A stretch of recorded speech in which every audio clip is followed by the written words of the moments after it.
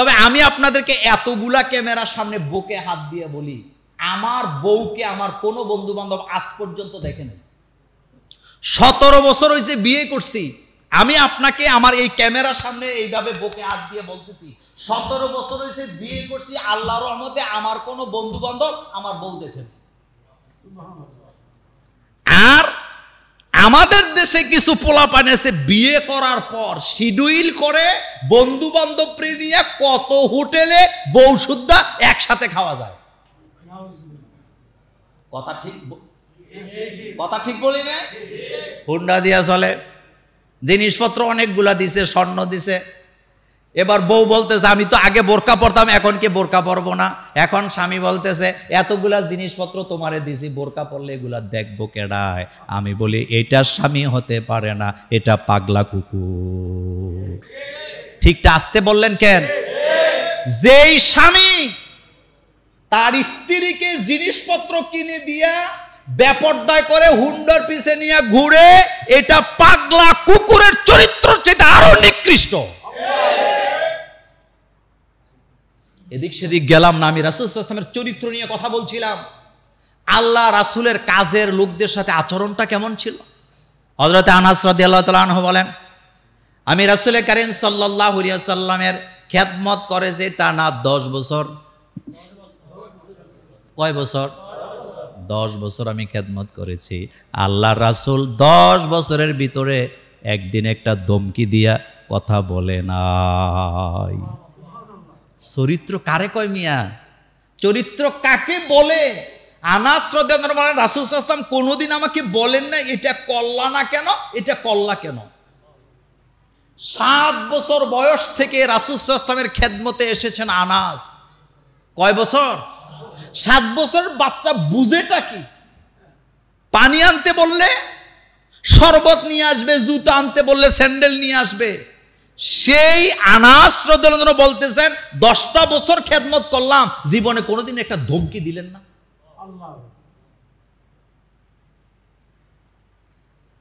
কি রাসূল ছিলেন আমার। আমি যদি কিয়ামত পর্যন্ত রাসূলের চরিত্র নিয়ে বর্ণনা করি, আল্লাহর কসম আমি শেষ করতে পারবো না। কোরআনুল কারীমের 1টা 2টা নয়, 13টা সূরা আল্লাহ রাসূলের চরিত্রের উপরে নাযিল করেছে। সুবহানাল্লাহ। বাইজে কই না কয়টা? 13টা সূরা রাসূল সাল্লাল্লাহু আলাইহি ওয়াসাল্লামের চরিত্র নিয়ে আল্লাহ নাযিল করেছেন। আর সূরাতুল কলম, সূরাতুল কলমে আল্লাহ পাক বলছেন আমার রাসূলের চরিত্র নিয়ে কেউ যদি প্রশ্ন তুলে বুঝবেন তার জন্মের ঠিক নাই। মুরগা কবির। কি কবির? মুরগা কবির। মুরগা না মুরগি? কথা জোরে বলেন। মুরগি না মুরগা? রেকর্ড আছে, রেকর্ড আছে, অন রেকর্ড। এখন কই জিয়া ফলাইছে আল্লাহই জানে। আচ্ছা বলেন তো, মুহাম্মদ সাল্লাল্লাহু আলাইহি ওয়াসাল্লাম কি আমাদের বংশের কোনো লোক? তিনি কি আমাদের রক্তের লোক? তিনি কি আমাদের যোগের লোক? তিনি কি আমাদের খালতো মামতো চাচতো কোনো কিছু হয়? কিন্তু জীবনের চাইতে তিনি আমাদের কাছে কত প্রিয়। আমার জানের দাম বেশি না মুহাম্মদ সাল্লাল্লাহু আলাইহি ওয়াসাল্লামের দাম বেশি? 2টা হাদিস বলবো এই ব্যাপারে। একটা হাদিস হযরতে আনাস রাদিয়াল্লাহু তাআলা আনহু বলেন, লা ইউমিনু আহাদুকুম হাত্তা আকুনা আহাব্বা ইলাইহি মিন ওয়ালিদিহি ওয়া ওয়ালাদিহি ওয়ান নাসি আজমাইন। তোমাদের মধ্যে কেউ মুমিন হতে পারবা না। কত বড় কথা। তোমাদের মধ্যে কেউ মুমিন হতে পারবা না যতক্ষণ পর্যন্ত তোমার ছেলে মেয়ে মা বাবা আত্মীয় স্বজন এমনকি পৃথিবীর সমস্ত মানুষের চাইতে আমি মুহাম্মদ সাল্লাল্লাহু আলাইহি ওয়াসাল্লাম তোমাদের কাছে বেশি প্রিয় না হব, তুমি মুমিন হতে পারবা না।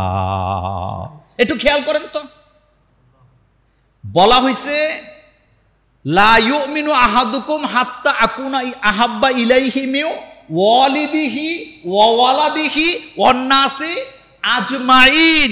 পৃথিবীতে তোর মা বাপ ছেলে মেয়ে এমনকি সমস্ত মানুষের চাইতে মুহাম্মদ সাল্লাল্লাহু আলাইহি ওয়াসাল্লাম যতক্ষণ বেশি প্রিয় না হবে তুমি মুমিন হতে পারবা না। সুতরাং রাসূল সাল্লাল্লাহু আলাইহি ওয়াসাল্লামের নাম একবার মুখ দিয়ে আসে না, কিন্তু আপা আপা করে ফেনা তোলে মুমিন হতে পারে না। বাবা বাবা কয়া ফেনা তোলে। বাবা হুজুরের কাছে যখন যায় কয় আব্বা জান, আব্বাও কয় জানও কয়, আছে না? আছে না? কি বলে? আব্বা জান জান কয়া জীবন দেয়। জিকির যখন করে জালালি বাবা, টিক্কা বাবা, বিড়ি বাবা, ডাবা বাবা, হুক্কা বাবা কইতে কইতে ফেনা তোলে। অথচ মুহাম্মদ সাল্লাল্লাহু আলাইহি ওয়াসাল্লামের দুরূদ পড়ার সময় 100টা ভুল করে। এটা আশিকে রাসূল হতে পারে না, এটা জিলাফির পাগল। এটা কিসের পাগল? রাসূল বলছেন আজমাইন, পৃথিবীর সমস্ত মানুষের চাইতে আমি মুহাম্মদ সাল্লাল্লাহু আলাইহি ওয়াসাল্লামকে বেশি ভালোবাসতে হবে। সুতরাং তোর বিবির চাইতে, মায়ের চাইতে, বাপের চাইতে, ছেলে মেয়ের চাইতে, নেতার চাইতে, নেত্রীর চাইতে, পীরের চাইতে, খাজা বাবার চাইতে, নিজের জীবনের চাইতে রাসূলুল্লাহকে বেশি ভালোবাসতে না পারলে মুমিন হতে পারে না, মুমিন হতে পারে না, মুমিন হতে পারে না। এটা কি মোল্লার কথা না আল্লাহর কথা? হযরত ওমর রাদিয়াল্লাহু তাআলা আনহু বসা, রাসূলুল্লাহ সাল্লাল্লাহু আলাইহি সাল্লাম বলতেছেন, ওমর তোমার জীবন তোমার কাছে বেশি প্রিয় না আমি মুহাম্মদ সাল্লাল্লাহু আলাইহি ওয়াসাল্লাম বেশি প্রিয়? তুমি কাকে বেশি ভালোবাসো? হযরত ওমর চিন্তা করে বললেন, হুজুর আমি তো আমার জীবনকে বেশি ভালোবাসি। আল্লাহর নবী বললেন তুমি মুমিন হতে পারবা না। এবার হযরত ওমর চুপ করে আছে। একটু পরে বললেন, ইয়া রাসূলুল্লাহ আমি অনেক চিন্তা ভাবনা করে দেখলাম, আসলে তো আমি আমার জীবনকে বেশি ভালোবাসি না, আমি তো আপনাকেই বেশি ভালোবাসি। রাসূল গো আমি তো আপনাকেই বেশি, কারণ আমি অঙ্ক করে দেখলাম আমাকে কেউ আঘাত করলে আমার দুঃখ লাগে না, আমার বংশের লোকদের উপরে কেউ আঘাত করলে আমার কষ্ট লাগে না, কিন্তু রাসূল গো আপনার ব্যাপারে কেউ মন্তব্য করলে আমি বরদাস্ত করতে পারি না। হযরত আবু বকর সিদ্দিক রাদিয়াল্লাহু তাআলা আনহু তিনি কি গরম মানুষ না নরম মানুষ? দুইজন ইহুদি রাস্তায় দাঁড়াইয়া রাসূল সাল্লাল্লাহু আলাইহি ওয়াসাল্লাম আর আল্লাহকে নিয়ে, কোরআনকে নিয়ে সমালোচনা করতেছে। ইহুদিরা বলতেছে আকরিদুল্লাহ কারদান হাসানা, মুসলমান গরিব, মুসলমানের নবীও গরিব, মুসলমানের আল্লাহও গরিব। কারণ আল্লাহ মানুষের কাছে কর্জে হাসানা চাইছে, হাওলাত চাইছে। হযরত আবু বকর সিদ্দিক এটা শোনার পর একাই দুইজনে লাগাইছে মাইর। একা একজনে দুইজনকে মারার সুবিধা একটু কম হয়, যখন মাইর লাগাইছে একটা দৌড় দিয়ে চলে গেছে, যেটা আসিল এটার ইচ্ছা মতো মারছে, মাইরা উনি চলে গেছে। এক ইহুদি আরেকটারে কান্দে নিয়ে রাসূল সাল্লাল্লাহু আলাইহি ওয়াসাল্লামের দরবারে গেছে। কারণ ইহুদি হোক, তারা জানে মুহাম্মদ সাল্লাল্লাহু আলাইহি ওয়াসাল্লামের কাছে ইনসাফ পাওয়া যায়। কথা কি ঠিক বললাম? সেম বাংলাদেশের অবস্থা। যত রাজনৈতিক দল আছে সবাই জানে ইসলাম ক্ষমতায় আসলে চুরিদারি সব কি হবে। বিচারের জন্য মুহাম্মদ সাল্লাল্লাহু আলাইহি ওয়াসাল্লামের কাছে গেছে, যাইয়া রক্তাক্ত অবস্থায় একটার আরেকটা কান্দে নিয়ে কয়, মুহাম্মদ সাল্লাল্লাহু আলাইহি ওয়াসাল্লাম আপনার আবু বকর আমার বন্ধুরে মাইরা এই অবস্থা করছে। রাসূল সাল্লাল্লাহু আলাইহি ওয়াসাল্লাম বললেন, উমরের কথা বললে বিশ্বাস করা যাইতো, এমন একজন ব্যক্তির নাম বলছে যে কোনোদিন মারামারিতে। রাসূল বলতেছে, তোমরা কি আমার আবু বকরকে চিনো? কয় হ্যাঁ হুজুর চিনি, আপনার আবু বকর এই কাজ করছে। আল্লাহ রাসূল দুইজনকে পাঠাইছে, আবু বকরকে নিয়ে আসো। দুইজন যে আবু বকরকে আনতেছে, হযরত আবু বকর সিদ্দিক কাছাকাছি আইসা দেখে একটা বসা আর একটা দাঁড়ানো। যেটারে মার দিছে এটা বসা, আর যেটারে মারতে পারে নাই এটা দাঁড়ায় আছে। হযরত আবু বকর সিদ্দিক মনে মনে ভাবলেন, তারে তো দিতে পারি নাই, তো তারে কয়টা দেই। তিনি এভাবে করে জামার আস্তি টান মারছে, যখন টান দিছে হেতে দিছে দৌড়। রাসূল সাল্লাল্লাহু আলাইহি ওয়াসাল্লাম বলেন দাঁড়াও, কয় না দেখছেন জামার আস্তি টানতেছে, আমাকেও মারবে। ঈমান কাকে বলে একটু চিনেন তো? আল্লাহ রাসূল বলেন আবু বকর থামো। আবু বকর বললেন, ইয়া রাসূলুল্লাহ থামবো, কোনো আপত্তি নাই, একটা সুযোগ দেন, তারে দিতে পারি নাই, জিদরা এখনো রয়ে গেছে, তার উপরে বাকিটা মিঠাই দিতে চাও। রাসূল বলেন স্টপ, থামো, একজনকে মারলা আবার আরেকজনকে মারতে চাও। আবু বকর বললেন, ইয়া রাসূলুল্লাহ সাল্লাল্লাহু আলাইহি ওয়াসাল্লাম এই দুইজন রাস্তায় দাঁড়ায়া আকরিদুল্লাহ করদান হাসানা নিয়ে এই আয়াত নিয়ে সমালোচনা করতেছে, একজন আরেকজনকে বলতেছে দেখছ মুসলমান গরিব, মুসলমানের নবীও গরিব, মুসলমানের আল্লাহও গরিব, কারণ মুসলমানের আল্লাহ মানুষের কাছে কর্জে হাসানা চাইছে, এই জন্য তারা সমালোচনা করতেছিল। আমার মাথা তখন গরম হয়ে গেছে, আমি বরদাস্ত করতে পারি নাই, কারণ আমি আমার জীবনের চাইতে আল্লাহ আল্লাহ রাসূলকে বেশি ভালোবাসি। তো হুজুর একটু সুযোগ দেন। রাসূল বললেন আবু বকর তারা তো দুইজন, তাদের একজন সাক্ষী আছে, আরেকজন বিচারের প্রার্থী, তোমার কোনো সাক্ষী আছে নি? আবু বকর বললেন ইয়া রাসূলুল্লাহ সাল্লাল্লাহু আলাইহি ওয়াসাল্লাম আমার কোনো দুনিয়াতে সাক্ষী নাই, আমার সাক্ষী হলেন আমার আল্লাহ। আল্লাহ রাসূল বললেন আবু বকর আল্লাহর সাক্ষী দিয়ে দুনিয়ার কোনো বিচার হয়? আল্লাহর সাক্ষী দিয়ে দুনিয়াতে বিচার হয়? আল্লাহর সাক্ষী দিয়ে যদি দুনিয়াতে বিচার হতো কোরআনের পাখিকে জেল খাটানো যেত না, আলেম ওলামার গায়ে রশি লাগানো যেত না। আল্লাহ সাক্ষী দিয়ে বিচার হয় না। আবু বকর বললেন ইয়া রাসূলুল্লাহ সাল্লাল্লাহু আলাইহি ওয়াসাল্লাম আল্লাহ সাক্ষী দিয়ে যদি বিচার না হয় আমার কোনো আপত্তি নাই, আপনি বিচারে যা রায় দিবেন তাই আমি মেনে নেব। আল্লাহ রাসূল চিন্তা করলেন আবু বকরের বিরুদ্ধে রায়টা দিবে, যেহেতু তাদের সাক্ষী আছে। এমন অবস্থায় জিবরাইল আমিন এসে রাসূলুল্লাহ সাল্লাল্লাহু আলাইহি ওয়াসাল্লামের কানে কানে বলতেছে ইয়া রাসূলুল্লাহ সাল্লাল্লাহু আলাইহি ওয়াসাল্লাম আপনি আবু বকরের বিরুদ্ধে রায় দিয়েন না, আল্লাহ আমাকে পাঠায় জানায় দিয়েছে আজকের বিচারের সাক্ষী আল্লাহ নিজে হয়ে গেছে। ভালোবাসা কারে কয়? ভালোবাসা কারে কয়? জালালি বাবার জন্য যত মহব্বত আমার মুহাম্মদ সাল্লাল্লাহু আলাইহি ওয়াসাল্লামের জন্য তত মহব্বত নাই। ডালমে কুচ জীবনের চাইতে নয়, ছেলে মেয়ে মা বাপ আজমাইন পৃথিবীর সমস্ত মানুষের চাইতে মুহাম্মদ সাল্লাল্লাহু আলাইহি ওয়াসাল্লামকে বেশি ভালোবাসতে হবে। এ কথা আপনি পাল্লা দিয়ে মারতে পারবেন। 2 নাম্বার আরেকটা কথা বলি রাসূলের চরিত্রের ব্যাপারে। পৃথিবীতে যত মাপের পীর হোক, বক্তা হোক, আলেম হোক, খাজা বাবা হোক, নেতা হোক, প্রেসিডেন্ট হোক, বিচারপতি হোক, পৃথিবীর সব মানুষের কাছে সে ভালো সাজতে পারে, কিন্তু বউয়ের কাছে কখনো 1.5 পয়সা, কথা আসতে কইছে, বউয়ের কাছে দাম আসেনি। আমি বক্তা, কিন্তু বউয়ের কাছে গেলে শেষ, কানা নাই। যত বড় যত ক্ষমতার মালিক হোক বউয়ের কাছে ভালো সাজতে পারে না। পৃথিবীর দুনিয়ার সব পীরেরা অনেক মুরিদ বানায়, কিন্তু নিজের বউরে কথা কর না কেন? কারণ বউ তো জানে, বউকে আমি জানি তোমার চরিত্র কেমন, সুতরাং তুমি আমারে অন্তত মুরিদ বানাতে। কিন্তু আপনি কি জানেন রাসূল করিম সাল্লাল্লাহু আলাইহি ওয়াসাল্লাম যেদিন নবুয়তের দায়িত্ব নিয়ে বাড়িতে গেলেন হেরা গুহা থেকে, প্রথমে কার কাছে গেছে? খাদিজার কাছে যায় বলেন আমাকে কম্বল দিয়ে ঢেকে দাও, আমি ভয় পেয়েছি, আমাকে মনে হয় দুষ্ট জিন চাপ দিয়েছে।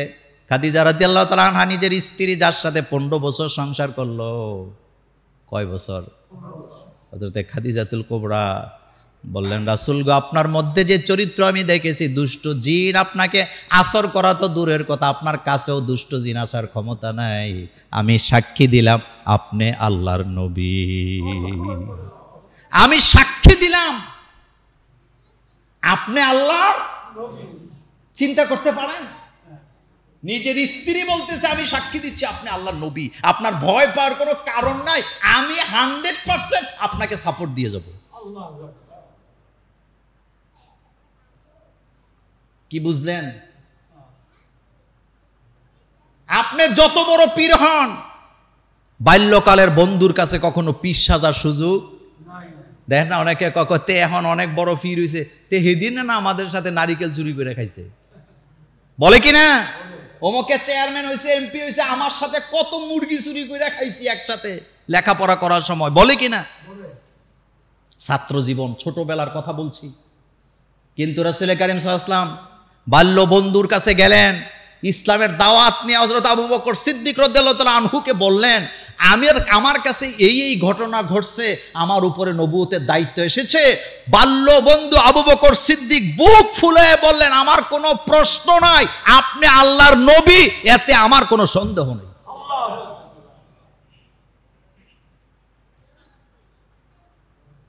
মহিলাদের মধ্যে প্রথম ইসলাম গ্রহণ করছেন খাদিজাতুল কুবরা, আর বন্ধুদের মধ্যে আবু বকর সিদ্দিক। চিন্তা করতে পারেন কেমন চরিত্র ছিল। চরিত্রটা কেমন ছিল?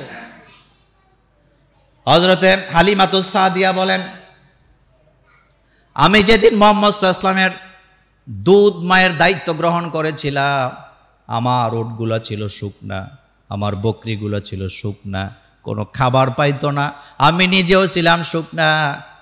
আমরা যখন বাজারে উঠলাম, যখন দাঁড়ালাম দুধ মা হওয়ার জন্য, স্বাস্থ্য ভালো মহিলাগুলি আগেই নিয়ে গেছে। আমি শুকনা ছিলাম বলে আমি পেছনে পড়ে গেছি। কথা বুঝতেছেন? আমি শুকনা ছিলাম, লোকেরা মনে করছে আমার মধ্যে তেমন ভালো দুধ পাওয়া যাবে না বাচ্চার জন্য। এগুলা হাদিস বলতেছি, রাসূলের চরিত্র থেকে আপনাকে শোনাচ্ছি, এগুলা গল্প নয়। তিনি বলতেছেন আমি পেছনে পড়ে গেলাম, আমাকে কেউ নেয় নাই।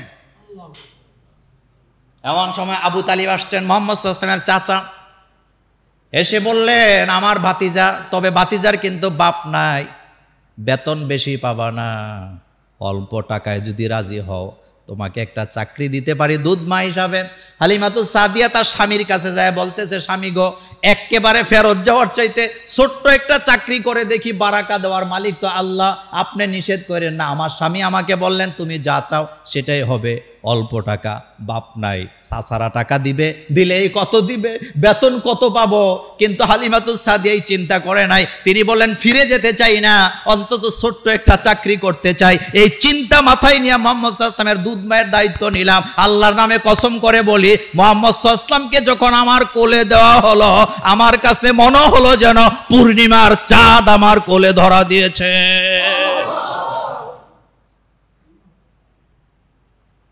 মাহফিলে এসে তুই তোর বাবার কিচ্ছা বলস, মুহাম্মদ সাল্লাল্লাহু আলাইহি ওয়াসাল্লামের সিরত নিয়ে আলোচনা করো, রাত দিন বছর যুগ শেষ হয়ে যাবে, আলোচনা করে শেষ করা যাবে না। হালিমাতুস সাদিয়া বলেন আমার কাছে মনে হলো যেন পূর্ণিমার চাঁদ আমার কোলে। আমার জীবনে আমি এত সুন্দর বাচ্চা দেখি নাই। দুধ খাওয়াতে গেলাম, গোসল করে আসলাম, শিশু মুহাম্মদ সাল্লাল্লাহু আলাইহি ওয়াসাল্লামকে দুধ পান করাবো, কিন্তু তখনও আমার কোলে আমার একটা মেয়ে আছে যে দুধ পান করে। ঘুমাইছেন না শুনতেছেন? শিশু মুহাম্মদ সাল্লাল্লাহু আলাইহি ওয়াসাল্লামকে দুধ পান করাবো, তখনও আমার কোলে একটা মেয়ে দুধ পান করে। আমি তো বুঝতে পারি নাই, আমার বুকে এত দুধ ছিল না। মুহাম্মদ সাল্লাল্লাহু আলাইহি ওয়াসাল্লাম যখন আমার কোলে আসলেন দুধ পান করার জন্য, আমি তাকায়া দেখলাম শিশু মুহাম্মদ সাল্লাল্লাহু আলাইহি ওয়াসাল্লাম আমার দুইটা দুধের মধ্যে একটা দুধই পান করলেন, আর একটা নিজের দুধ বোনের জন্য ছেড়ে দিলেন, ওইটাতে হাতও লাগায় না, জোর করেও খাওয়াতে পারি না। সেদিনই মনে করেছিলাম সাধারণ মানুষ হতে পারে না, এটা আল্লাহর নবী। কথা কি বুঝতেছেন? দুধের বাচ্চা কি বুঝে ইনসাফ, কিন্তু হালিমা তো জানে না কাকে দুধ দিতেছেন তিনি, কাকে দুধ পান করাচ্ছেন। তিনি হবেন পৃথিবীর ইতিহাসের শ্রেষ্ঠ নবী, এর চাইতে মর্যাদাবান ব্যক্তি তো আর পৃথিবীতে নাই। তিনি বলেন আমার শিশু মুহাম্মদ সাল্লাল্লাহু আলাইহি ওয়াসাল্লাম আমার মেয়ের জন্য একটা দুধ রিজার্ভ রাখলেন, ওইটাতে হাতও দেয় না। আর আমার দেশের ভাইয়েরা নিজের বোনের জবে করে হইল সম্পদ আগে গ্রাস করা চাই। হযরত হালিমাতুস সাদিয়া বলেন ক্ষুধার যন্ত্রণায় কোনোদিন মুহাম্মদ সাল্লাল্লাহু আলাইহি ওয়াসাল্লামকে আমি কাঁদতে দেখি নাই, শিশু মুহাম্মদকে আমি কাঁদতে দেখি নাই, ক্ষুধার যন্ত্রণায় কাঁদতে দেখি নাই। কিন্তু যেই মাত্র লজ্জাস্থান থেকে কাপড়টা সরে যেত, মুহাম্মদ সাল্লাল্লাহু আলাইহি ওয়াসাল্লাম চিৎকার করে করে কান্না শুরু করে দিতে। লজ্জা কারে কয়? আর হাতে মেট্রিক পরীক্ষা দিব, হাফ প্যান্ট ফিন্দা হুন্ডা চালায়, এরপরে শেষানি খাইয়া হুন্ডাও শেষ, হাঁটুও কথা কি ঠিক বললাম? হেতে রান দেখায় মানুষের। তো তোর রান কয় কেজি হয়েছে? এটা তো ওই যে বাজারে যে বিক্রি করে, একটা হলো ফার্মের মুরগি, আরেকটা কি, হেতে রান দেখলে মনে হয় যেন সোনালী মুরগির বাচ্চা। কি মুরগির বাচ্চা? হেতে রান দেখলে মনে হয় যেন সোনালী মুরগির বাচ্চা। হেতে হাঁটু খুইলা রান খুইলা উন্ডা চালাও বেটা, আফ্রিকাতে যায় দেখ, এত লম্বা লম্বা মানুষ পাবি, মানুষের একটা নালার সমান তোর দেহটা খুঁজে পাবি না। আল্লাহ এত বড় বড় মানুষ বানায় রাখছে বেটা।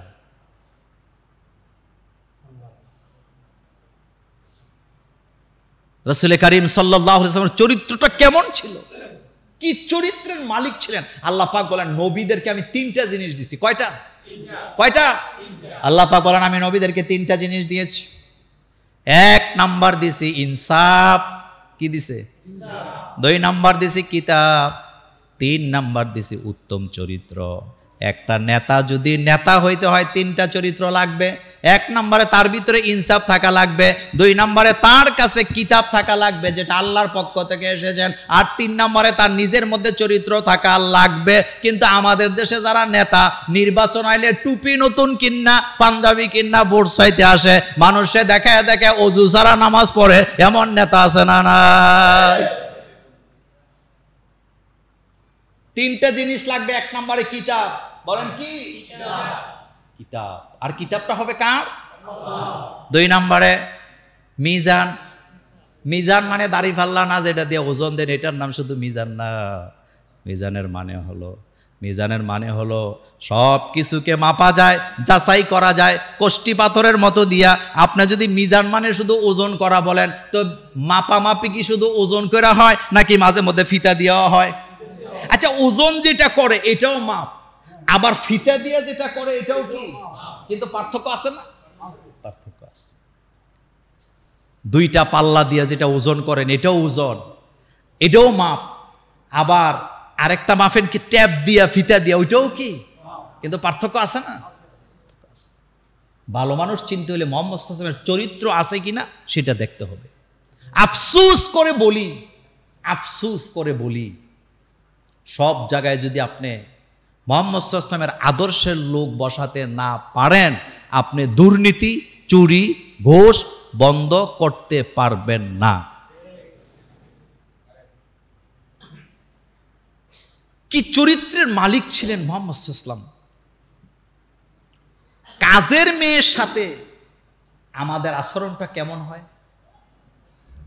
বাংলাদেশের মানব অধিকার কর্মী, মহিলার নাম আমি বলবো না, খুব লাফালাফি মানব অধিকার নিয়ে কথা বলে, নারীদের অধিকার চায়, সমান অধিকার চায়, নারীর অধিকার চায়, শ্রমিকের অধিকার চায়।